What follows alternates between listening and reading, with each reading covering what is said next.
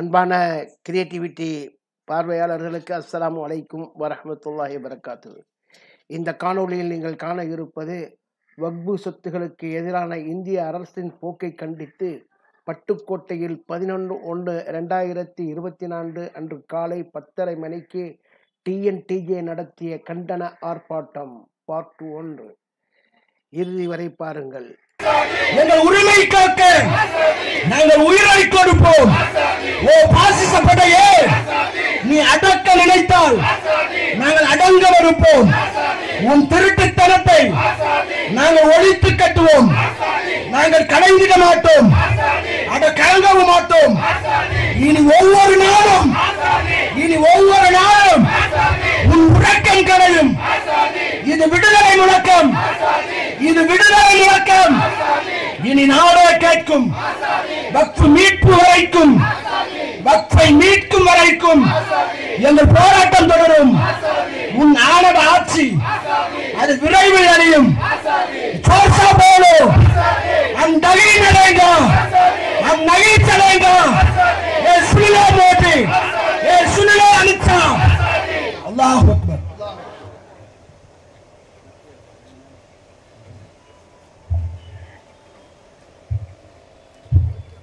மக்கள் கொஞ்சம் சைடில் இருக்கிறவங்க இப்படி வாங்க, உள்ளே வந்துடுங்க. சைடில் நிற்காதீங்க, இப்படி உள்ளே வாங்க. பெண்கள் கொஞ்சம் நகர்ந்து நில்லுங்க. வெயில் அதிகமாக இருக்கு. பின்னாடி இருக்கக்கூடிய ஆண்களும் நெருக்கத்தில் இருக்கிறீங்க, கொஞ்சம் தள்ளி நில்லுங்க. ஆண்கள் முன்னாடி வரலாம், முன்னாடி இடம் இருக்கு. ஆண்கள் வரக்கூடியவங்க ஒரு ரூபா முன்னாடி வந்துருங்க. சைடில் இருக்கக்கூடியவங்க கொஞ்சம் இப்படி வாங்க, வந்துருங்க. எல்லாரும் வந்துருங்க. இல்லை நீங்க உள்ள வாங்க, நீங்க வந்தா தான் முடியும். சைடில் இருக்கவங்க உள்ள வாங்க. கொஞ்சம் முன்னாடி இந்த பக்கம் வாங்க, சென்டர் பண்ணி வாங்க. ஆண்கள் ஒரு சைடா நிக்காதீங்க, முன்னாடி வாங்க, ஃப்ரண்ட்ல வாங்க. பெண்களுக்கு முன்னாடி, பெண்களை மறைச்சு வாங்க, ஃப்ரண்ட்ல வாங்க. எல்லாம் உள்ள இப்படி வாங்க. இன்னும் கொஞ்சம் இப்படி இந்த கூட்டம் பாய் இப்படி வாங்க, இப்படி சைடு வாங்க பாய். கொஞ்சம் வாங்க பாய், இப்படி கொஞ்சம் வாங்க. ஆண்கள் எல்லாம் வாங்க, சைடுல இருக்கிறவங்க எல்லாம் வந்துருங்க.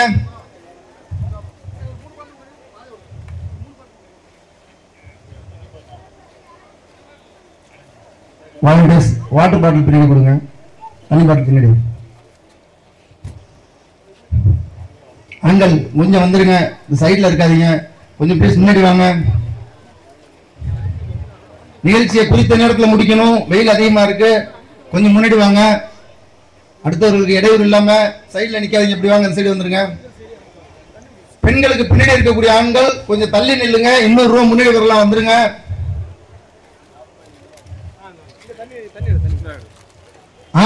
ஆண்கள் பதிலிருந்து இன்னொரு 50 பேர் வந்துட்டீங்கன்னா, அடுத்து வாகனங்கள் வருது, பெண்கள் வர்றாங்க, அவங்க அவங்களோட சேர்ந்துக்குவாங்க. ஆண்கள் கொஞ்சம் முன்னாடி வாங்க, அந்த சைடு. பின்னாடி இருக்கக்கூடிய ஆண்கள் முன்னாடி வாங்க.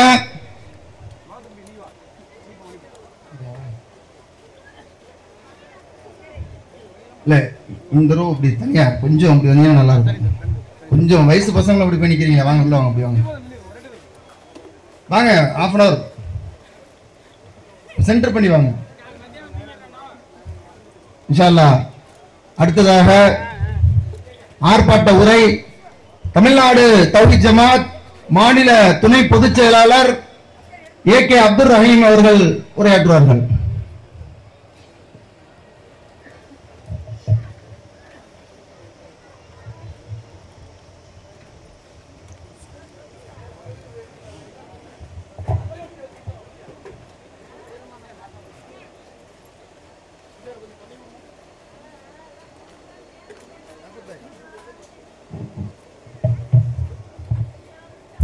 அஸ்ஸலாமு அலைக்கும் வரஹ்மத்துல்லாஹி வபரகாத்துஹு.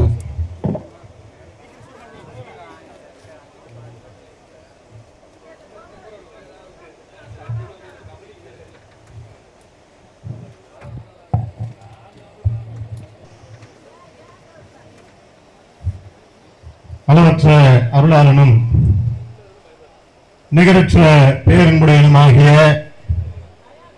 அந்த வானங்களையும் பூமியையும் படைத்த ஒரே இறைவனை போற்றி புகழ்ந்தவனாக ஆரம்பம் செய்கின்றேன். ஆளுகின்ற ஒன்றிய அரசாங்கம் வக்ஃப் திருத்த சட்ட மசோதாவை அமல்படுத்துவதற்காக துடித்துக் கொண்டிருக்கக்கூடிய இந்த தருணத்தில் இதை கண்டித்து தமிழகம் முழுவதும் 35க்கும் மேற்பட்ட இடங்களிலே மக்கள் திரள் கண்டன போராட்டத்தை தமிழ்நாடு தவ்ஹீத் ஜமாத் அறிவித்து தமிழகம் முழுவதும் அது நடைபெற்று வருகின்றது.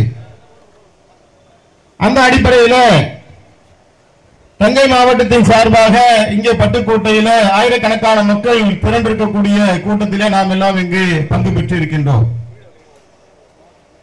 இந்த வக்ஃப் திருத்த சட்ட மசோதாவை நாம் இவ்வளவு கடுமையாக எதிர்ப்பதற்குண்டான காரணம் என்ன என்று சொன்னால், வக்ஃப் சொத்துக்கள் என்றால் இந்த இந்தியாவிலே காலங்காலமாக வாழ்ந்து வந்த எங்களுடைய பாட்டன் முப்பாட்டன் இஸ்லாமிய சமுதாய மக்கள் இஸ்லாமிய ஏழை மக்களுக்கும் கல்விக்காகவும் இறைப்பணிக்காகவும் தங்களுடைய சொந்த உழைப்பிலே சம்பாதித்த பொருளாதாரத்தை இறை வழியிலே செலவிட வேண்டும் என்ற நோக்கத்திலே அதை வக்ஃப் செய்தார்கள்.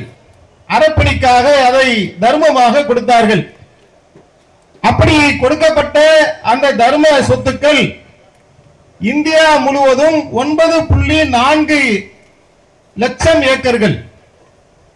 இந்திய ராணுவத்தை விட இந்திய ரயில்வேக்கு இந்திய ராணுவம் இந்திய ரயில்வே இதுக்கு இரண்டுக்கும் அடுத்தபடியாக மூன்றாவதாக மிக அதிகமான சொத்துக்களை வைத்திருக்கக்கூடிய ஒரு நிறுவனமாக இந்திய வக்ஃப் போர்டு திகழ்கின்றது.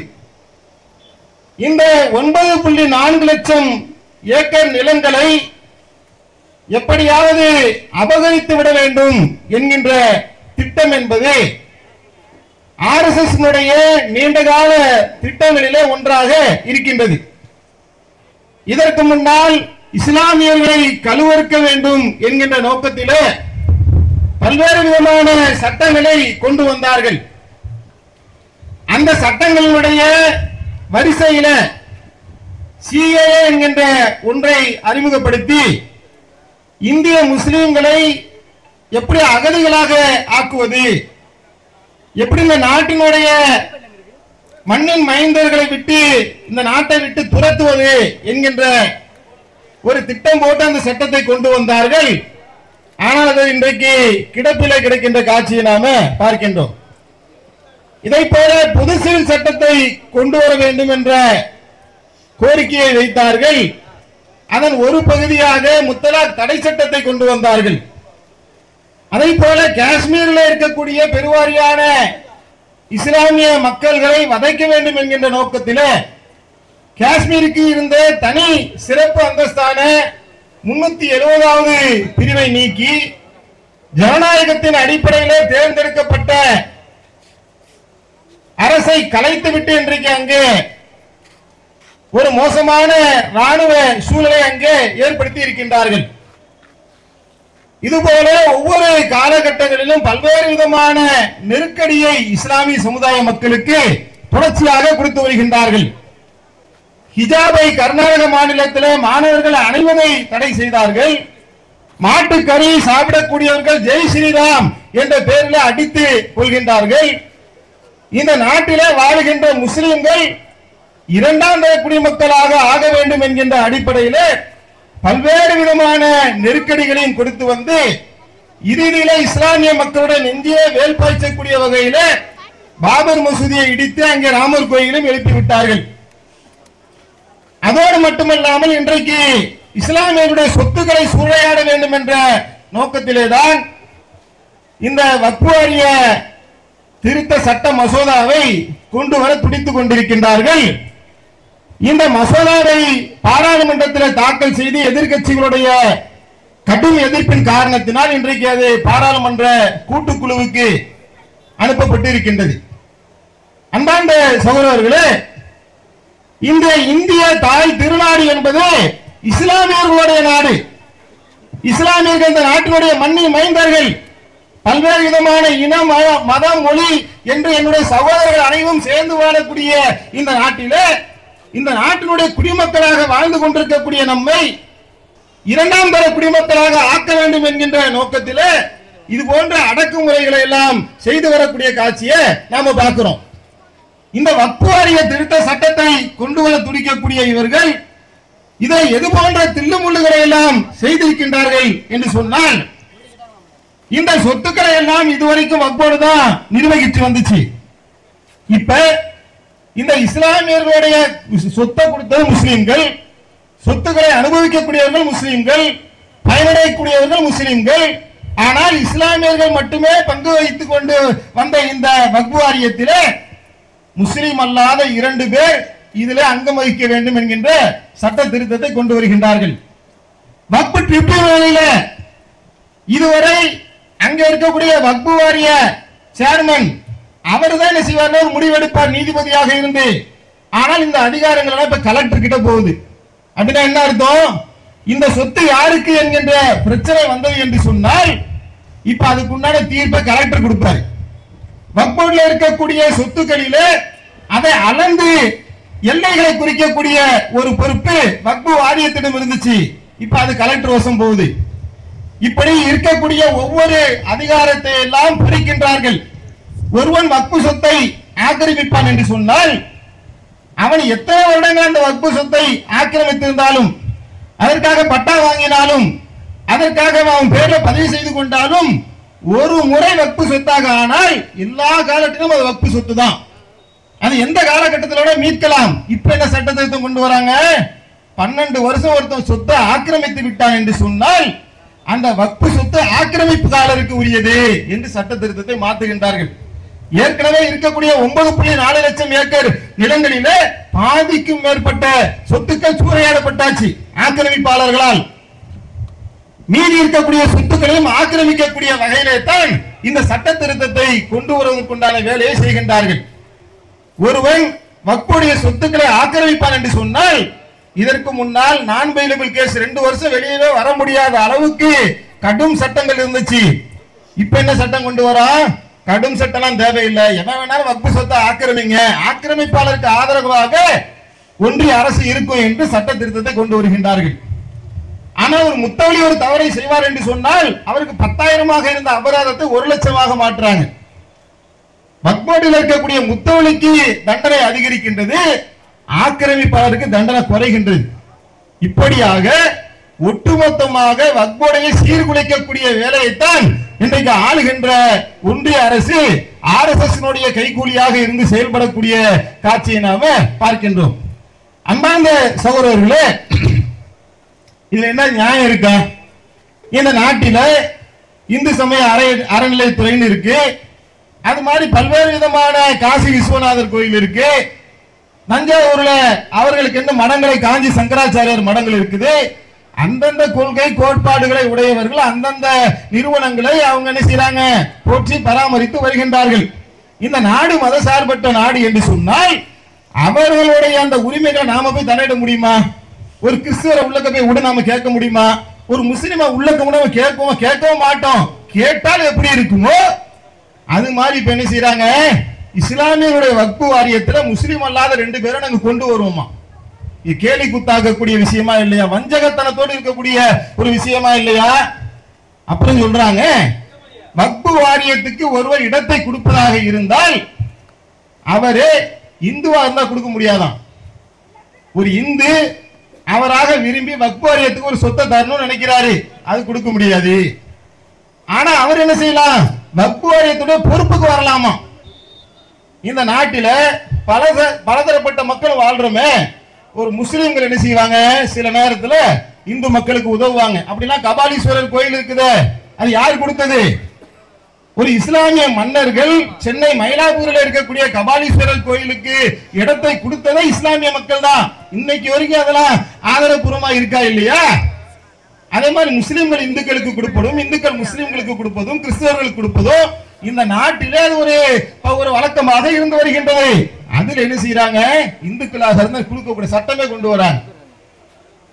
ஆனால் அதே சமயத்தில் அவங்க நிர்வாக பொறுப்புக்கு வரலாம் என்கின்ற சொல்லுவதன் மூலம் இந்த சட்டத்தில் இருக்கக்கூடிய ஒவ்வொன்றுமே உள்நோக்கத்தோடு தான் கொண்டு வரப்படுகின்றது என்பதை திட்டவட்டமாக தெல்ல தெளிவாக நம்மால் புரிந்து கொள்ள முடிகின்றது. இப்படி பல்வேறு விதமான அடக்குமுறை சட்டங்களின் மூலமாக இந்த நாட்டை விட்டு நம்மை விரட்டி விடலாம் என்று எண்ணுகின்றார்கள். ஒருபோதும் இந்த நாட்டை விட்டு உங்களால் எங்களை விரட்டுவதே முடியாது. இந்த நாடு என்பது இஸ்லாமிய மக்கள் சுதந்திரத்துக்காக பாடுபட்டு ரத்தம் சிந்தி உருவாக்கிய கட்டமைத்த நாடு. வேறு யாருக்கும் இருக்கின்ற உரிமையை விட இஸ்லாமியர்களுக்கு இந்த நாட்டிலே உரிமை இருக்கு. ஏன்னா அந்த நாட்டை கட்டமைத்தவர்கள் நாங்கள், நாட்டை உருவாக்கியவர்கள் நாங்கள், நாட்டுக்காக உயிரை கொடுக்கக்கூடிய அளவுக்கு களத்தில் இறங்கி போராடக்கூடியவர்களாக நாங்கள் இருக்கக்கூடிய நேரத்தில் இரண்டாம் தர குடிமக்களாக ஆக்கக்கூடிய வேலையை இன்றைக்கு செய்து வரக்கூடிய காட்சியை நாம பார்க்கின்றோம்.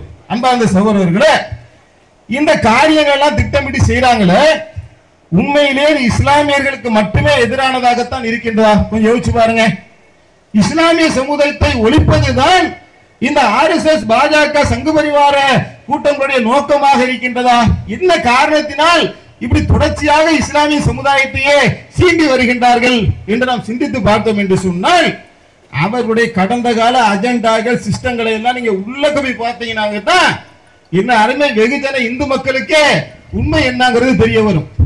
1925 RSS என்கின்ற அமைப்பு ஆரம்பிக்கப்பட்டுச்சு. இந்த அமைப்பினுடைய நோக்கம் என்ன? இந்தியா இந்து நாடாக ஆக வேண்டும், சனாதன தர்மத்தை இந்த நாட்டிலே நாங்கள் நிலைநாட்ட போகின்றோம், உலகத்திலே ஒவ்வொரு மதத்திற்கும் நாடுகள் இருக்கின்றது, இந்துக்களுக்கு என்று தனி நாடு வேண்டும் என்கின்ற கோல்வால்கருடைய அந்த திட்டத்தின் அடிப்படையிலே தான் ஜனசங்கம் என்கின்ற அமைப்பு ஆரம்பிக்கப்பட்டு பிறகு அது பாரதிய ஜனதா கட்சியாக மாறி இன்றைக்கு அவர்கள் ஆட்சி கட்டில் இருந்து கொண்டிருக்கின்றார்கள். 100 ஆண்டுகளுக்குள்ளாக இந்த நாட்டை இந்து நாடாக ஆக்க வேண்டும் என்ற திட்டத்தின் அடிப்படையிலே தான் ஒவ்வொரு காயாக நகர்த்துறாங்க. முதலிலே இவருடைய எதிரிகள் யார்? எதிரிகள் யார் தெரியுமா? பிரவீன் தொக்காடியா என்று சொல்லக்கூடிய இந்து மகா சபையினுடைய தலைவராக இருந்த அவர் மதுரையில கூட்டம் போட்டார், சென்னையில கூட்டம் போட்டார். சில ஆண்டுகளுக்கு முன்னால் அவர் என்ன பேசினார் தெரியுமா? மக்கள் மன்றத்தில் சூலாயுதத்தை கொண்டு வந்து கொடுத்து இந்த சூலாயுதத்தினுடைய 3 முனைகள், ஒன்று முஸ்லிமுக்கு உரியது, ஒன்று கிறிஸ்தவனுக்கு உரியது, ஒன்று தாழ்த்தப்பட்ட இந்துவுக்கு உரியது என்று அறிவித்தார்கள். அதனுடைய விளைவு என்ன? அப்ப இந்து மக்களிலே தாழ்த்தப்பட்ட மக்கள் எல்லாம் ஆளுகின்ற இந்த பாசிச கும்பலுக்கு எதிராக களத்தில் அணி திரண்ட காரணத்தினால் அரசியலை இவங்களால ஷேம் பண்ண முடியல, அரசியலை இவர்கள் ஓட்டு வாங்க முடியவில்லை என்று சொன்னால் இவர்களுடைய நீண்டகால கனவு திட்டமான இந்து நாட்டை இவர்களால் கட்டமைக்க முடியாது. எனவே என்ன செஞ்சாங்க? டோட்டலா இந்த சிஸ்டத்தை மாத்துறாங்க. நம்ம சொன்னது கதையோ கற்பனையோ இல்ல. பிரவீன் தொக்காடியா மதுரையில பேசிய, சென்னையில பேசியவை எல்லாம் ஆவணங்களாக இருப்பதை நாம காட்ட முடியும். ஏன்னா வெகுஜன இந்து மக்கள் என்ன நினைக்கிறாங்கன்னு சொன்னா, அப்படி மூளைச்சலவை செய்யறாங்க. பிஜேபி என்பது சங்கு பரிவார கும்பல்களாகிய நாங்கள் தான் இந்து மத பாதுகாவலர்கள் என்கின்ற ஒரு பிம்பத்தை கட்டமைக்கின்றார்கள். ஆனால் அவங்க இந்து மத பாதுகாவலர்கள் சொன்னா எந்த இந்துக்கு பாதுகாப்பாக இருக்கிறாங்க? அதைத்தான் நம்ம இந்த உரையில பார்க்க இருக்கிறோம். அன்பார்ந்த சகோதரர்களே, இந்த சிஸ்டத்திலிருந்து வெளியே வந்து என்ன செய்யறாங்க? ஒரே நேரத்தில் 3 பேரை எதிரியாக்கணும் சொன்னா இந்த நாட்டில நாம ஆட்சி கட்டில அமர முடியாது. ஆட்சி கட்டில அமர முடியவில்லை என்று சொன்னால் இந்து நாட்டை நாம உருவாக்க முடியாது, முழு மெஜாரிட்டி கிடைக்காது. முழு மெஜாரிட்டி கிடைத்தால்தான் இந்திய அரசியல் சாசன சட்டத்தை நாம் மாற்ற முடியும். அவர்களுடைய பெரிய எதிரி யார் தெரியுமா? இந்திய அரசியல் சாசனம் தான். ஏன்? இந்திய அரசியல் சாசனம் என்ன சொன்னது? சுதந்திரம், சமத்துவம், சகோதரத்துவம், யூனிட்டி அண்ட் டைவர்சிட்டி, வேற்றுமையிலும் ஒற்றுமை, இந்த நாட்டிலே அனைவருக்கும் சம பங்கு இருக்கின்றது என்கின்ற சமத்துவத்தை இவர்கள் ஏற்றுக்கொள்ள தயாரே கிடையாது. உயர்வு தாழ்வு என்கின்ற வர்ணாசிரம கொள்கையை முழுமையாக ஏற்றுக்கொண்ட இவர்கள் உயர்ந்த ஜாதி அடிப்படையில் இருக்கக்கூடிய இந்துக்கள் இந்த நாட்டை ஆள வேண்டும், இந்துக்களிலே ஒரு குறிப்பிட்ட ஜாதியினர் இந்த நாட்டை ஆள வேண்டும் என்பதற்காகத்தான் பல்வேறு விதமான சூழ்ச்சிகளை இவர்கள் செய்து வருகின்றார்கள். இப்ப என்ன செய்யறாங்க? இதற்கு நாம 3 பேரையும் ஒன்னா அடிக்கிறதை விட முஸ்லிம்களை முதல்ல அடிப்போம். முஸ்லிம்களை அடிப்பதன் மூலமாக நாம் இந்துக்களுடைய ஓட்டுக்களை எல்லாம் அறுவடை செய்வோம். அதுக்கு என்ன செய்யணும்? முஸ்லீம் அடிச்சா சகோதரன் இந்து வந்து கேட்பான், கிறிஸ்துவ வந்து கேட்பான். அதுக்கு என்ன செய்யணும் சொன்னா, இந்துக்கள் முஸ்லிம்கள் மீது தீவிரவாத முத்திரையை குட்டு, முஸ்லிம்கள் என்றாலே தீவிரவாதிகள், முஸ்லிம்கள் தேச விரோதிகள், முஸ்லிம்கள் இந்த நாட்டுக்கு எதிரானவர்கள், முஸ்லிம்கள் பாகிஸ்தானுக்கு போகக்கூடியவர்கள், முஸ்லிம்கள் இந்துக்களுடைய எதிரிகள், முஸ்லிம்களுடைய வளர்ச்சியினால் இந்துக்கள் மைனாரிட்டியாக ஆகிவிடுவார்கள், முஸ்லிம்கள் மெஜாரிட்டியாக ஆகிவிடுவார்கள், இந்த நாட்டிலே இந்துக்களாகிய நாம சிறுபான்மையினராக ஆகிவிடுவோம், முஸ்லிம்கள் பெரும்பான்மையினராக ஆகிவிடுவார்கள். எனவே இந்துக்களே முஸ்லிம்களை அழிப்பதன் மூலமாகத்தான் நம்முடைய பாதுகாப்பு இருக்கின்றது என்கின்ற இதை திரும்ப திரும்ப திரும்ப திரும்ப திரும்ப திரும்ப தொடர்ச்சியாக பிரச்சாரம் செய்து வந்தார்கள். அவர்களுடைய இந்த கோயபல்சி தத்துவம் இருக்குல்ல, இந்த மாட்டு மூத்திரம் குடிக்கக்கூடிய இவர்கள் இந்த திட்டத்தை கூட இவர்கள் உருவாக்குறதில்ல. இது ஹிட்லருடைய திட்டம். இது ஹிட்லர் யூதர்களை கொல்லுவதற்காக, கருவறுப்பதற்காக ஒரு திட்டத்தை கொண்டு வந்தான். சும்மாலாம் லட்சக்கணக்கான யூதர்களை கொல்லல. அவன் என்ன பண்ணா, யூதர்கள் ஜெர்மானியர்களை எதிரிகள் என்று திரும்ப திரும்ப சொன்னான். கோயபல்ஸ் என்ற தன்னுடைய அமைச்சரை வச்சு சொன்னான். ஜெர்மனியர்களை நம்ப வைத்தான். ஜெர்மனிய மண்டையில, ஜெர்மானிய மக்களுடைய மண்டையில விஷத்தை ஏற்றினான். பிறகு யூதர்களை லட்சக்கணக்கில் கொன்று குவித்தான். அதே வழியைத்தான் இன்றைக்கு இந்தியாவிலே இந்த பாசிச வெறி பிடித்த தேசத்துக்கு எதிரிகளாக இருக்கக்கூடிய இவர்கள் அதே வேலை இன்றைக்கு கையில எடுத்து செய்து கொண்டு வருகின்றார்கள். என்ன செய்யறாங்க, முஸ்லிம்களை நாம் அடிப்பதன் மூலமாக இந்துக்களுடைய ஓட்டை எடுக்கலாம். நிரூபிச்சு காட்டாங்களா இல்லையா? குஜராத்ல கலவரம் பண்றான், 2500 3000 முஸ்லிம்களை கொலை செய்யறான், குஜராத்ல ஆட்சிக்கு வரான்.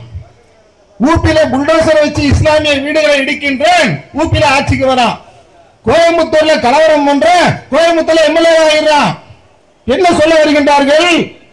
எங்கெல்லாம் நாம் இஸ்லாமியர்களை அடிக்கிறோமோ, கலவரம் செய்கின்றோமோ, அங்கெல்லாம் நாங்க என்ன செய்வோம், இந்துக்களுடைய ஓட்டை ஒருங்கிணைத்து விடுவோம். இதான் அவங்களுடைய அரசியல் தந்திரங்க.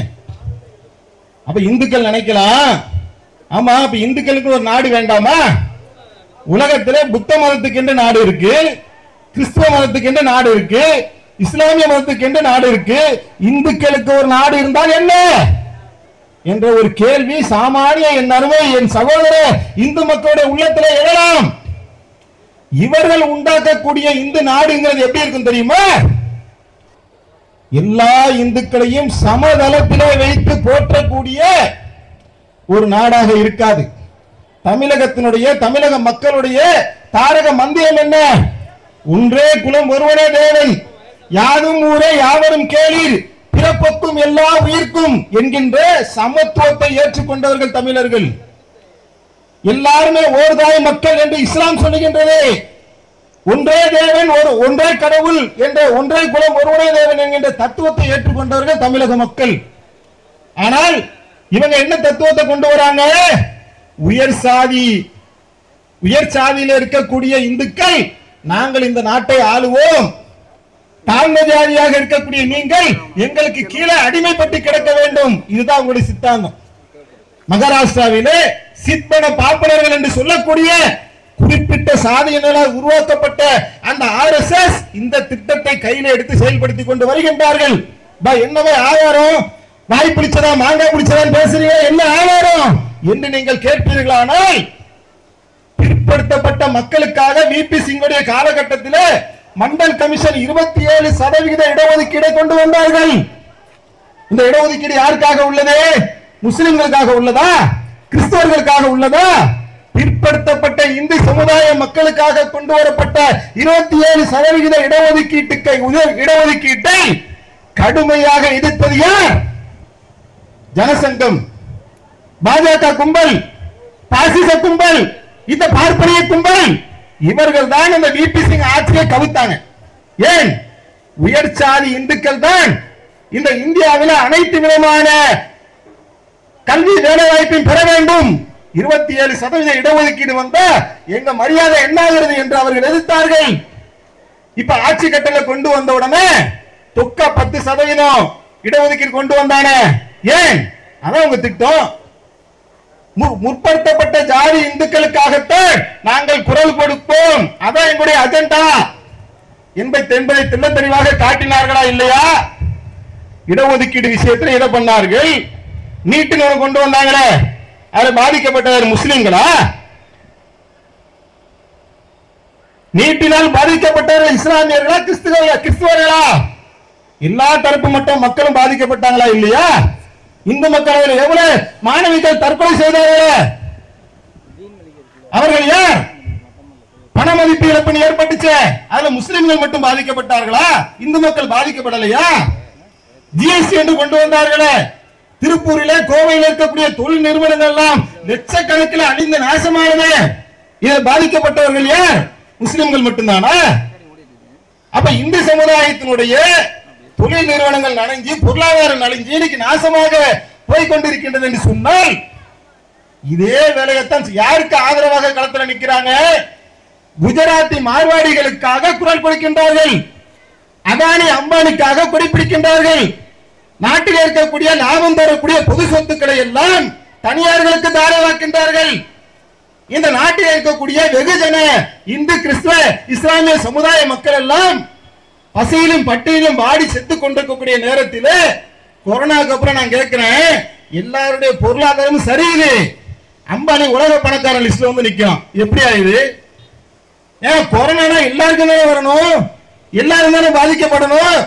பணக்காரன் ஆயிட்டு போயிட்டே இருக்கான்னு சொன்னா அதுக்கு என்ன காரணம்? அதான் உங்களுடைய திட்டமே. பெரும் முதலாளிகளுக்கு ஆதரவாக, உயர் சாதியினருக்கு ஆதரவாகத்தான் அவர்கள் களத்தில் நிற்பார்கள். செய்தும் காட்டினார்கள். இந்தியாவிலே சுதந்திர இந்தியாவிற்கு முன்னால் எனது அருமை இந்து சகோதர மக்களுடைய நிலைமை எப்படி இருந்துச்சு? நாங்கள் பாகிஸ்தான்ல இருந்து வந்தவங்களா? சவுதி அரேபியில இருந்து ஒட்டகம் வச்சுக்கிட்டு வந்தவங்களா? என் பாட்டம் முப்பாட்டை ஏன் இந்த இஸ்லாமிய மதத்துக்கு வந்தான்?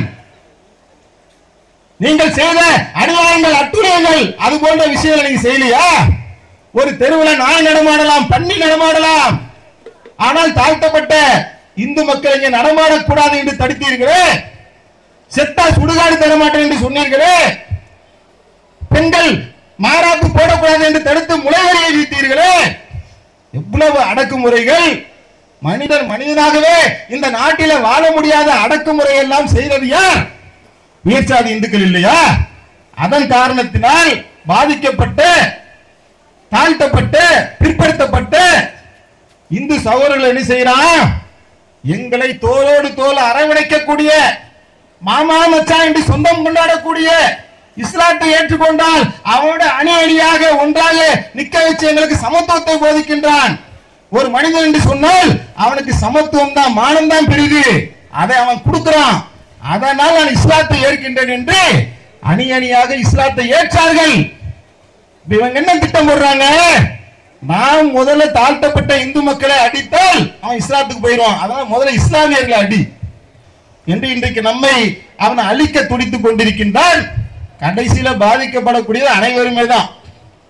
இந்த பாசிச பாஜக கும்பல் நீலி கண்ணீர் வடித்து என்ன செய்வான்? ஓ, நாங்க தாழ்த்தப்பட்ட மக்களுக்கு எதிரானவர்கள் அல்ல, முஸ்லிம்களுக்கு எதிரானவர்கள் அல்ல, நாங்கள் அப்துல் கலாமை ஜனாதிபதியாக ஆக்கவில்லையா, தாழ்த்தப்பட்ட வகுப்பு சார்ந்த முர்முவை நாங்கள் ஜனாதிபதியாக ஆக்கவில்லையா, ஆட்சி கட்டிலே உட்கார வைத்து அழகு பார்க்கவில்லையா என்பார்கள். இவர்கள் எப்படியாப்பட்ட நரித்தந்திரம் செய்யறாங்க தெரியுமா? அப்துல் கலாம ஜனாதிபதியா ஆக்கிட்டு தான் குஜராத்ல 3000 பேரை படுகொலை பண்ணான். முர்முவை கொண்டு ஜனாதிபதியாக ஆக்கிட்டு தான் மணிப்பூர்ல எனதருமை பழங்குடியின பெண்களை கற்பழித்த அம்மனமாக நடுத்தவில ஓடவிட்டார்கள். இவ்வளவு பெரிய கொடூரம், எவ்வளவு பெரிய வன்மம்! இந்த சமுதாயத்திலிருந்து எவனையாவது ஒரு ஆளை கொண்டு போய் ஆட்சி கட்டில அமர வைக்கின்றான் என்று சொன்னால் அந்த சமுதாயத்தை கொன்றொழிக்க போகின்றான் அர்த்தங்க. நீலிக்கணி வடிப்பான். அதை நம்பிக்கொண்டு சில மக்கள் என்ன செய்றாங்க? ஆட்சி கிடைக்குது, பதவி கிடைக்குது, காசு கிடைக்குது என்று அவர்கள் பின்னால் போவார் என்று சொன்னால் கண்டிப்பாக மிக நிச்சயமாக இந்த இந்தியாவில் அவர்கள் ஒரு கால் இதே நிலை நீடிக்கும் என்று சொன்னால் அவங்க இந்த இந்தியாவை இந்து நாடாக ஒருவேளை ஆக்கினால் அதுல முஸ்லிம்கள் மட்டும் பாதிக்கப்படுவார்கள் என்று நினைத்தால் அந்த கனவு நிறைவேறாதுங்க. எல்லா தரப்பு மக்களும் அதில் பாதிக்கப்படுவார்கள். யோசிச்சு பாருங்க அன்பார்ந்த சகோதரர்களே, இந்த நாட்டிலே இஸ்லாமிய மக்கள் வாழ்கின்றார்களே, தோளோடு தோல் நின்று எனதருமை இந்து சமுதாய மக்களுக்கு நாங்கள் எவ்வளவு தூரமான ஒரு நெருக்கத்தில் வாழ்ந்து கொண்டிருக்கிறோம். சுனாமின்னு வந்தாலும் சரி, வெள்ளப்பெருக்குன்னு வந்தாலும் சரி, கொரோனான்னு வந்தாலும் சரி, கொரோனான்னு வந்த நேரத்தில் பெத்த புள்ள கூட என்ன செய்ய மாட்டான், அந்த அவங்க தந்தையுடைய பிணத்தை பிரேதத்தை தொடுவதற்கு பயந்தான், அங்கினான். ஆனால் இஸ்லாமிய சமுதாய மக்கள் ஓடோடி நான் செத்தாலும் பரவாயில்லை, உயிர் போனாலும் பரவாயில்ல, என் சகோதரன் இந்து கிறிஸ்துவனுடைய பிரேதத்தை நான் அடக்கம் செய்கின்றேன் என்ற களத்தில் வந்து நின்றான. ஏன் தெரியுமா? ஏன்னா இஸ்லாம் சொல்லுது எல்லாரும் ஒரு தாய் பிள்ளைகள் சொல்லு. அந்த ஒரு தாய் பிள்ளை என்கின்ற தத்துவத்தை ஏற்றுக்கொண்ட காரணத்தினால் எல்லாரையும் வாரிய அரவணைக்கக்கூடிய ஒரு குணமுடையவனாக, அன்பு உடையவனாக, நேசமுடையவனாக ஒரு இஸ்லாமிய சமுதாய மக்கள் இன்றைக்கு திகழ்ந்து கொண்டிருக்கக்கூடிய காட்சியை நாம பார்க்கின்றோம் என்று சொன்னால், இந்த பாசிச பாஜகவினுடைய பிரித்தாளக்கூடிய இந்த சூழ்ச்சியை நாம் களத்திலே முறியடிக்க வேண்டும். கர்நாடகத்தில் பார்த்தோம், ஹிஜாப் அணியக்கூடாது என்று தடை செய்தார்கள். அதை ஒரு போலரைஸ் பண்ணாங்க. இஸ்லாமிய மாணவிகளை ஹிஜாப் அணியாமல் தடை செய்வதன் மூலமாக நாம ஓட்டுகளை அள்ளிலாம் நினைச்சாங்க. நடந்ததா? அவர்களும் சூழ்ச்சி செய்தார்கள், அல்லாஹ்வும் சூழ்ச்சி செய்தான். அல்லாஹ் சூழ்ச்சியாளர்களுக்கெல்லாம் சூழ்ச்சியாளராக இருக்கின்றான். என்ன நடந்துச்சு கர்நாடகாவில்? மண்ணை கவ்வினார்களா இல்லையா?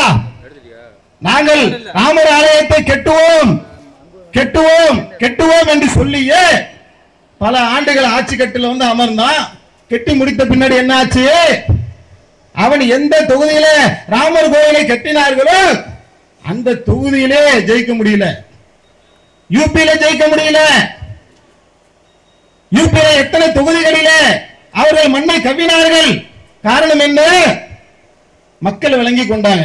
ஆஹா, இவன் மதவெறி அரசியல் பண்ணுகின்றான், நாட்டுக்கு எதை செய்யணுமோ அந்த நல்லதை விட்டுவிட்டு மதவெறி ஆட்டத்தை ஆடுகின்றார்கள். இந்த மதவெறிக்கு நாம இடம் கொடுக்க கூடாது என்று இடதரமை இந்து சகோதர மக்கள் யூபியில விழித்துக் கொண்டார்கள், கர்நாடகாவில் விழித்துக் கொண்டார்கள், தமிழகத்தில் விழித்துக் கொண்டார்கள். இந்த விழிப்புணர்வு இந்தியா முழுவதுமே பற்றி எரியும் என்று சொன்னால் இந்த நாட்டை துண்டாட வந்த இந்த பாசிச பாஜக கும்பல் துடை தெரியப்படுவார்கள். செய்வீர்களா? அன்பார்ந்த சகோதரர்களே, இந்த சதி திட்டங்களுடைய ஒரு பகுதியாகத்தான் இன்றைக்கு இந்த வக்ஃபு சொத்துக்களை அவங்க ஒண்ணுமே பண்ண முடியாதுங்க. இவங்க போடுகின்ற ஆட்டங்கள் எல்லாம் செய்து முடிக்கக்கூடிய சூழ்நிலை இன்னைக்கு இருக்கிறாங்களா? மைனாரிட்டியாக மாறிட்டாங்க. மெஜாரிட்டியாக இருக்கக்கூடிய நேரத்திலேயே இவர்கள் சிஏஏ கொண்டு வந்து ஒண்ணும் பண்ண முடியல. இப்ப இந்த மைனாரிட்டி அரசு இவர்கள் மக்களவையில் தீர்மானத்தை நிறைவேற்றினாலும் கூட மாநிலங்களவையில் இவர்களால் கை வைக்க முடியாது. மக்கள் திரளாக திரண்டு எப்படி சிஏஏக்காக போராடினார்களோ அது போன்ற போராட்ட களத்தை தொடர்ச்சியாக இந்த இந்தியா முழுவதுமே பற்றி எறிய வேண்டும் என்பதற்கான அடையாள போராட்டம் தான் இது. அன்பார்ந்த சகோதரர்களே, அப்ப நாம என்ன செய்யணும்? இது மாதிரி இந்து மக்களுக்கும் கிறிஸ்தவ மக்களுக்கும் மத்தியிலே வேற்றுமையை பாராட்டி வெறுப்பை விதைத்து பகைமை வளர்த்து அதை ஓட்டாக்கி அதை அரசியலாக்கி அதில் ஆட்சி கட்டளையில அமர்ந்து எல்லா மக்களையும் அடக்கி நாசமாக்கக்கூடிய இந்த நாசகார கும்பலுக்கு எதிராக நாம் நம்முடைய சகோதர மக்கள் மத்தியில அன்பை பரப்ப வேண்டும். இஸ்லாமியர்களை வைத்திருக்கக்கூடிய நிறுவனங்கள் எவ்வளவோ இருக்கு. இந்து மக்கள் வியாபாரம் பண்றாங்க, அழகா வியாபாரம் பண்றாங்க. நான் கேட்கிறேன், உலகத்திலே எந்த ஒரு நாட்டிலும் இஸ்லாமியர்கள் நிம்மதியாக வாழ்வதை விட இந்த தாயகத்திலே தமிழகத்திலே நாம் நிம்மதியாக வாழ்கின்றோம் என்று சொன்னால் என்ன காரணம் தெரியுமா? இந்திய மக்கள், குறிப்பாக தமிழக மக்கள் அமைதியை விரும்பக்கூடியவர்கள், சகோதரத்துவத்தை விரும்பக்கூடியவர்கள், நல்லிணக்கத்தை விரும்பக்கூடியவர்கள். அத்தகைய மக்கள் மத்தியிலே அவர்கள் வெறுப்பை விதைப்பார்கள். நான் நேசத்தை விதைப்பேன் என்று நேசக்கரத்தை இன்னும் அதிகமாக நாம் நீட்டுவோம் என்று சொன்னால் அதுதான் இவர்களை ஓட ஓட விரட்டக்கூடிய ஒன்றாக இருக்கும். செய்வீர்களா? அதே மாதிரி இந்த பாசிச பாஜக கும்பல்கள் போடக்கூடிய இந்த சலசலப்புக்கு, இந்த நரித்தந்திரத்துக்கு தான் நாங்க அஞ்ச போறது இல்லைங்க. எங்களை நீ ஊரை விட்டு விரட்டிடுவோம், நாட்டை விட்டு விரட்டிடுவோம், இப்படி பண்ணிடுவோம். மரணத்தையே நாங்கள் தினமும் சுமந்திருக்கக்கூடிய கூட்டமையா இது? நீங்கள் மதுரை நேசிக்கின்றீர்கள், நாங்கள் மருதை நேசிக்கின்றோம். நீங்கள் மங்கை நேசிக்கின்றீர்கள், நாங்கள் மரணத்தை நேசிக்கின்றோம். இந்த உலக வாழ்வு எங்களுடைய பார்வைகளிலே அற்ப தூசுக்கு சமமானதுடா. என்ன இடத்தை புரிங்கிறோ, உயிரை பிடிங்கிறோ, அடிச்சிருவே, கொன்றுவே, இந்த உருட்டல் மிரட்டல் எல்லாம் எங்க பாட்ட முப்பாட்ட பீரங்கி குண்டுகளுக்கு முன்னாடியே பார்த்து வெள்ளக்காரன ஓட ஓட விரட்ட கூட்டமடா இது. எனவே அன்பார்ந்த சகோதரர்களே, கலங்க வேண்டியதில்லை. தெளிவாக நாம் அல்லாஹ்வுக்கு அஞ்சியவர்களாக களத்திலே நிற்போம் என்று சொன்னால் இறை உதவி நம்மோடு இருக்கின்றது. அந்த அடிப்படையில் நாம் என்ன செய்வோம்? இது ஒரு அடையாள போராட்டமாக நாம நடத்தியிருக்கின்றோம். அடுத்ததாக அமரன் என்கின்ற ஒரு படம் வெளிவந்திருக்கின்றது. ஆளுகின்ற திமுக அரசு அவங்க என்ன சொல்றாங்கன்னா, நாங்கள் திராவிட மாடல் ஆட்சி. என்ன திராவிட மாடல் ஆட்சி என்று சொன்னால், நாங்கள் பாசிசத்துக்கு எதிரானவர்கள், நாங்கள் சமத்துவத்தை பேணக்கூடியவர்கள், நாங்கள் நியாயத்தை பேணக்கூடியவர்கள் என்று சொல்லுகின்றார்கள். அப்படின்னா செஞ்சு காட்டணுமா இல்லையா? இந்த படம் வருது. முகுந்து என்று சொல்லக்கூடிய ஒரு ராணுவ வீரருடைய தியாகத்தை போற்றக்கூடிய வகையில படத்தை எடுக்கின்றார். தாராளமா எடுக்கலாம். இந்த ராணுவத்துக்காக பலரும் பாடுபட்டார்கள். கார்கில் போர்ல, கார்கிலுடைய மனை உச்சியில உயிரை கொடுத்தவர்கள் யார்? இஸ்லாமியர்கள் கொடுத்தாங்க. அந்த மாதிரி ஒரு கார்கில் வீரராக ஒரு முஸ்லிம் இருப்பார், என்ன வருமா இந்து சகோதரர் இருப்பாரு. அவங்க ராணுவ வீரராக இருந்த உயிரே கொடுத்திருப்பார்கள்.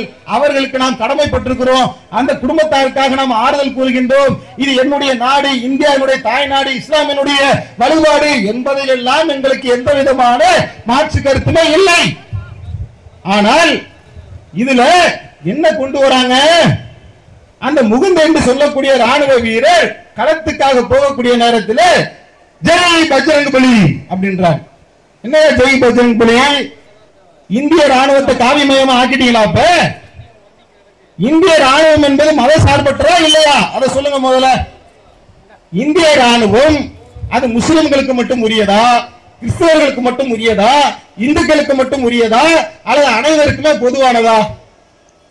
இந்தியா ஜனநாயக நாடுதான் இப்ப வரைக்கும். இந்த படத்துடைய டைரக்டர் முகுந்தை நான் உயர்த்துகின்றேன், அவருடைய தியாகத்தை நான் உயர்த்துகின்றேன் என்ற பேர்ல எவ்வளவு மோசமான நச்சு கருத்துக்களை விதைச்சிருக்கான். ஜெய் பஜ்ரங் பலி சொல்லிட்டு எல்லா ராணுவ வீரரும் போவாங்களாம். என்ன அர்த்தம்? அப்ப ராணுவத்தை நாங்கள் இந்து மயமாக ஆக்குவோம் என்று RSS சொல்றான்ல, அந்த RSS உடைய செயல் திட்டத்துக்கு வடிவம் கொடுத்திருக்கோம்.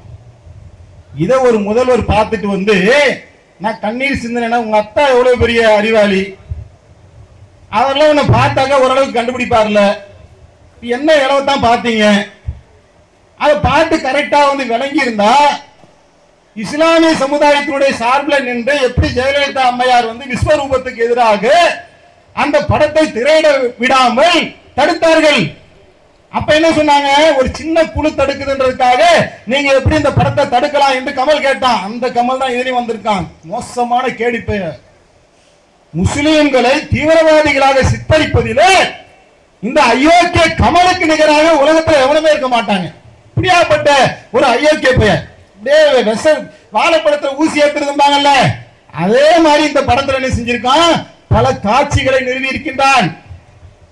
காஷ்மீருக்காக அந்த நாட்டு அந்த பகுதியில் இருக்கக்கூடிய மக்கள் காஷ்மீரிகளாக இருந்து, அந்த காஷ்மீரிகளாக இருக்கக்கூடியவர்கள் இந்துக்கள் இருக்கிறாங்க, முஸ்லிம்கள் இருக்கிறாங்க, பண்டிட்டுகள் இருக்கின்றார்கள், கிறிஸ்தவர்கள் இருக்கின்றார்கள், பல மதத்தை சேர்ந்தவர்களும் நாங்கள் காஷ்மீரிகள் என்கின்ற ஒரு உணர்வோடு இருந்து அவர்கள் போராடி கொண்டிருக்கின்றார்கள். எப்படி இலங்கையில தமிழீழத்துக்காக போராடினார்களோ அது போல அவர்கள் ஒரு போராட்டத்தை நடத்துகின்றார்கள். இந்திய இறையாண்மையின் மீது நம்பிக்கை வைத்திருக்கின்றார்கள். அவர்கிட்ட ராணுவத்தை விட்டு அந்த காஷ்மீரிகளுடைய பெண்களை எல்லாம் ஊரையே ஆண்களை விட்டு துரத்திட்டு அந்த ஊரில் இருக்கக்கூடிய பெண்களை கற்பழித்து படுகொலை செய்தார்கள். அதெல்லாம் ஆவணமாக ஆக்கப்பட்டிருக்கு. அதை எடுத்து ராணுவ வாகனங்கள் மீது கல்லை எறிகின்றார்கள். இந்த கல்லை எறியக்கூடிய சீனையா எடுத்துக்கிட்டு என்ன செய்யறான்? படத்துல காட்டி காஷ்மீரிகள் இந்திய இறையாண்மைக்கு எதிரானவர்கள், இந்தியாவுடைய எதிரிகள், தேச விரோதிகள் என்றெல்லாம் சித்தரிக்கக்கூடிய வேலையை அந்த படத்துல திட்டமிட்டு செய்திருக்கின்றார்கள். முகுந்த ஹீரோவா காட்ட வேணாம் சொல்லல, முகுந்த தியாகம் பண்ணிருக்கலாம், அதை வேணும் சொல்லலையேங்க. ஏன் காஷ்மீரிகளை தீவிரவாதிகளாக காட்டுகின்றீர்கள் என்று கேள்வி கேட்கிறோம். இந்த வேலையை இந்த அமரன் படத்தின் வாயிலாக செய்திருக்கின்றார்கள். இதை யாரெல்லாம் ஆதரிக்கிறாங்க? செல்வ பெருந்தகை காங்கிரஸ் கட்சியில இருந்துகிட்டு அவர் ஆதரிக்கிறாரு, டிஎம்கே ஆதரிக்குது, சீமான் ஆதரிக்கிறாரு.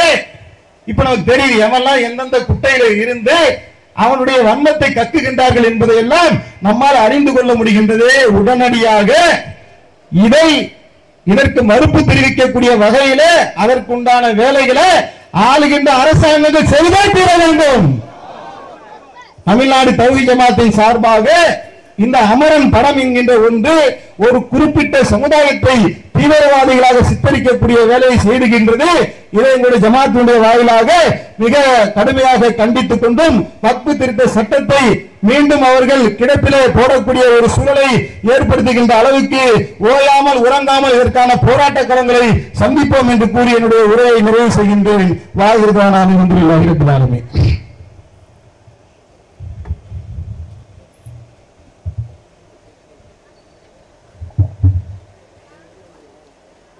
இன்ஷா அல்லாஹ் அடுத்ததாக கண்டன கோஷம். கொஞ்சம் தள்ளி நில்லுங்க, மறுபடியும் நெருக்கமாயிடுச்சு எல்லாம். வெயிலுடைய தாக்கம் அதிகமாக இருக்கு. இறுதியாக அடுத்ததாக ஒரு கண்டன கோஷம். இன்ஷா அல்லாஹ் அதோட நிகழ்ச்சி முடிஞ்சிடும். கொஞ்சம் தள்ளி நில்லுங்க, கொஞ்சம் ஃப்ரீயா நில்லுங்க. மாவட்ட துணை செயலாளர் ஷேக் அப்துல் காதர் அவர்கள்.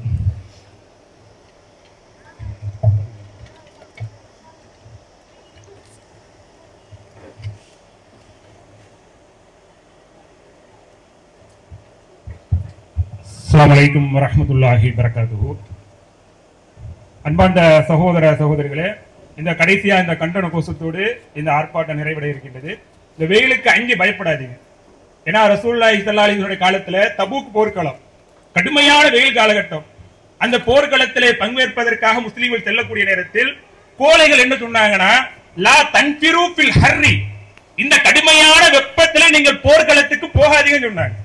அப்ப அல்லாஹ் குர்ஆன்ல வசனத்தை இறக்கி, நாரு ஜஹன்னம சத்து ஹர்ருன், இந்த கோல் இந்த வெயிலுக்கு கண்டு பயப்படி போறீங்களா? இதை விட நரகத்துடைய வெப்பு கடும் பயங்கரமானது, நீங்கள் கோழைகளாக இருந்து விடாதீர்கள் என்று அல்லாஹ் முஸ்லிம்களை கண்டிக்கின்றான். அது மாதிரி சாதாரண இந்த வேலைகளுக்கெல்லாம் அஞ்சக்கூடிய ஒரு கூட்டம் இந்த இஸ்லாமிய கூட்டம் இல்லை என்பதை உலக மக்களுக்கு ஆட்சி அதிகாரத்தில் இருக்கக்கூடியவர்களுக்கு நாம் நிச்சயமாக பறைசாற்ற வேண்டிய ஒரு கடமை நமக்கு இருக்கின்றது. அல்லாஹு அக்பர், அல்லாஹு அக்பர், அல்லாஹு அக்பர், அல்லாஹு அக்பர். ஆர்ப்பாட்டம் இது ஆர்ப்பாட்டம், ஆர்ப்பாட்டம் இது ஆர்ப்பாட்டம், முஸ்லிம்களின் ஆர்ப்பாட்டம். ஏழை மக்களை நலன் காக்க, ஏழை மக்களை நலன் காக்க முஸ்லிம் முன்னோர்கள் வாரி கொடுத்த, முஸ்லிம் முன்னோர்கள் வாரி கொடுத்த லட்சக்கணக்கான கோடிகளை, லட்சக்கணக்கான கோடிகளை அபகரிக்கும் முயற்சிகளை முறியடிக்கும் ஆர்ப்பாட்டம், முறியடிக்கும் ஆர்ப்பாட்டம். ஆசாதி, ஆசாதி, ஆசாதி, ஆசாதி, ஆசாதி, ஆசாதி. நாம் உறக்க சொல்வோம், நாம் உறக்க சொல்வோம், இது பிறக்க சொல்வோம், ஓங்கி உரைப்போம். இது எங்கள் சொத்து, இது எங்கள் சொத்து, வக்ஃபு எங்கள் சொத்து, இது எங்கள் உரிமை. உன் திட்டம் ஒழிப்போம், உன் திட்டம் ஒழிப்போம், உன் கொட்டம் அளிப்போம், உன் கொட்டம் அளிப்போம், உன் சட்டம் தகர்ப்போம், உன் சட்டம் தகர்ப்போம். நாங்கள் பயப்பட மாட்டோம், நாங்கள் பயப்பட மாட்டோம். நீ சுருட்டிட நினைத்தால், நீ சுருட்டிட நினைத்தால் ஒப்பை இழக்கவும் மாட்டோம், ஒப்பை இழக்கவும் மாட்டோம். உன்னை விரட்டி அடிப்போம், உன்னை விரட்டி அடிப்போம். எங்கள் உரிமை காக்க, எங்கள் உரிமை காக்க நாங்கள் உயிரை கொடுப்போம், நாங்கள் உயிரை கொடுப்போம். ஓ பாசிச படையே, ஓ பாசிச படையே, நீ அடக்க நினைத்தால் நாங்கள் அடங்க மறுப்போம். உன் திருட்டுத்தனத்தை நாங்கள் உடைத்து கட்டுவோம், நாங்கள் கலந்திட மாட்டோம், அட கலங்கவும் மாட்டோம். இனி ஒவ்வொரு நாளும், இனி ஒவ்வொரு நாளும் உன் உறக்கம் கலையும், உன் உறக்கம் கலையும். இது விடுதலை முழக்கம், இது விடுதலை முழக்கம். கேட்கும், இனி நாளே கேட்கும். ஒப்பை நீக்கு வரைக்கும், ஒப்பை நீக்கு வரைக்கும் எங்கள் போராட்டம் தொடரும், எங்கள் போராட்டம் தொடரும். உன் ஆணவ ஆட்சி அது விரைவில் அடையும், உன் ஆணவ ஆட்சி அது விரைவில் அடையும். ஆசாதி ஆசாதி. அஸ்ஸலாமு அலைக்கும்.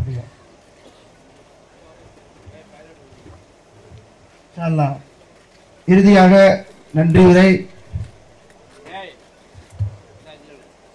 மாவட்ட துணைத் தலைவர் சகோதரர் அஸ்ரப் அலி அவர்கள்.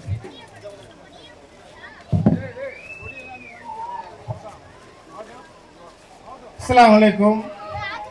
இந்த மக்கள் திரள் கண்டன ஆர்ப்பாட்டத்தை சிறப்பாக்கிய அல்லாஹ்வுக்கே புகழ் அனைத்தும். இங்கே அதிக எண்ணிக்கையில் கலந்து கொண்ட ஆண்கள், பெண்கள், மாணவர்கள், ஜமாத்தார்கள் மற்றும் இரத்த சொந்தங்கள், உறவுகள் அனைவருக்கும் அல்லாஹ் பேரருள் புரிவானாக.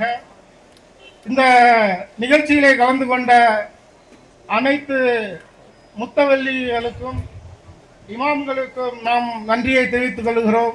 இந்த செய்தி வெளியில் அரசாங்கத்திற்கு கொண்டு செல்ல வந்திருக்கிற உளவுத்துறை நண்பர்களுக்கும் இதற்கு அனுமதி அளித்த காவல்துறையினருக்கும் நன்றியை தெரிவித்துக் கொள்கிறோம்.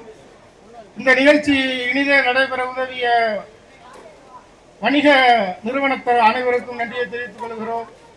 நிறைவாக இறையருளை நாம் வேண்டி இந்த நபிகளார் ஸல்லல்லாஹு அலைஹி வஸல்லம் அவர்கள் கற்பித்த துஆவை ஓதியவர்களாக இந்த நிகழ்வில் இருந்து நாம் கலைந்து செல்வோம்.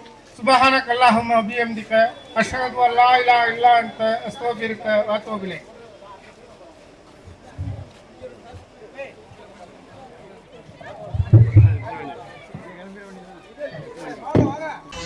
அஸ்ஸலாமு அலைக்கும். அதிரி மன்சூர் கடந்த 2.5 வருஷமாக கிரியேட்டிவிட்டி என்ற யூடியூப் சேனலில் அல்ஹம்துலில்லாஹ் சிறப்பான முறையில் நடத்திட்டு இருக்காங்க. அவசியம் சப்ஸ்கிரைப் பண்ணாதவங்கன்னா அவசியம் சப்ஸ்கிரைப் பண்ணிக்கிடுங்க.